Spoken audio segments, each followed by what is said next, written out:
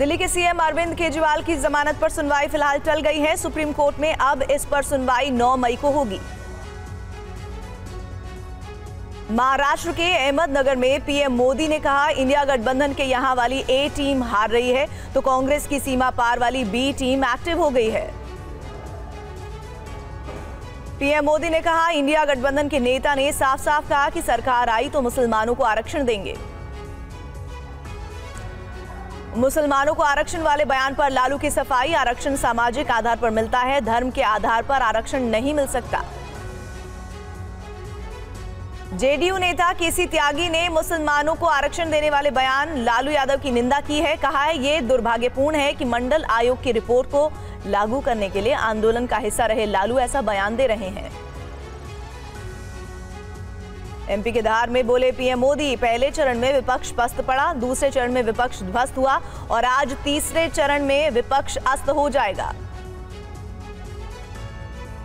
MP के खरगोन में बोले पीएम मोदी, संविधान को लेकर विपक्ष झूठ फैला रहा है, कांग्रेस का पाकिस्तान प्रेम चरम पर है। झारखंड के सिंहभूम में बोले राहुल गांधी, बीजेपी संविधान खत्म करना चाहती है लेकिन हम संविधान को खत्म नहीं होने देंगे। एसपी कार्यकर्ताओं से अखिलेश यादव की अपील, कहा सावधान और सतर्क रहें, वोटिंग खत्म होने के बाद जब तक ईवीएम सील न हो जाए। तीसरे चरण में 93 सीटों पर वोटिंग जारी, 3 बजे तक 50.71% मतदान। जयराम रमेश का बयान, 4 जून को पूर्व प्रधानमंत्री बन जाएंगे नरेंद्र मोदी, बीजेपी डरी हुई है, इंडिया गठबंधन की ही चुनावों में जीत होगी।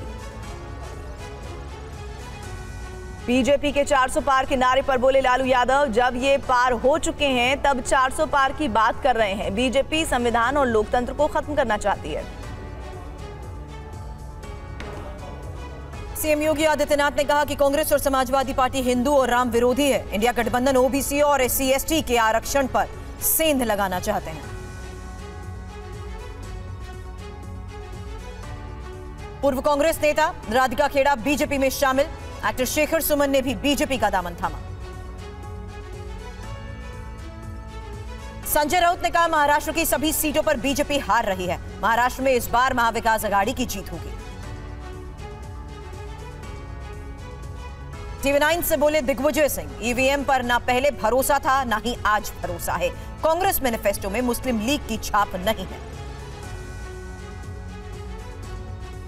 मतदान करने के बाद बोले अखिलेश यादव, चुनावों में बीजेपी की बुरी हार होने जा रही है और बीजेपी मुद्दों से ध्यान भटकाना चाहती है। दिल्ली शराब घोटाले केस में दिल्ली की राउज एवेन्यू कोर्ट ने मनीष सिसोदिया की न्यायिक हिरासत 15 मई तक बढ़ाई। आजमगढ़ सीट से एसपी प्रत्याशी धर्मेंद्र यादव का दावा, देश में समाजवादी पार्टी और इंडिया गठबंधन के पक्ष में माहौल है। यूपी के फिरोजाबाद से एसपी उम्मीदवार अक्षय यादव ने TV9 भारतवर्ष से कहा, बीजेपी चुनाव हार रही है, हम लोग देश के लिए लड़ रहे हैं।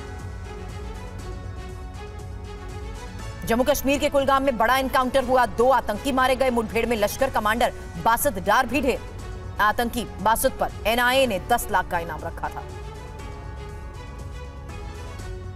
उत्तराखंड के पौड़ी गढ़वाल के जंगलों में लगी आग, वायुसेना के मिग हेलीकॉप्टर्स ने जंगल पर पानी की बौछार की। व्लादिमीर पुतिन ने 5वीं बार रूस के राष्ट्रपति के तौर पर शपथ ली, कहा बहुध्रुवीय दुनिया बनाएंगे, रूस को वर्ल्ड पावर बनाना है।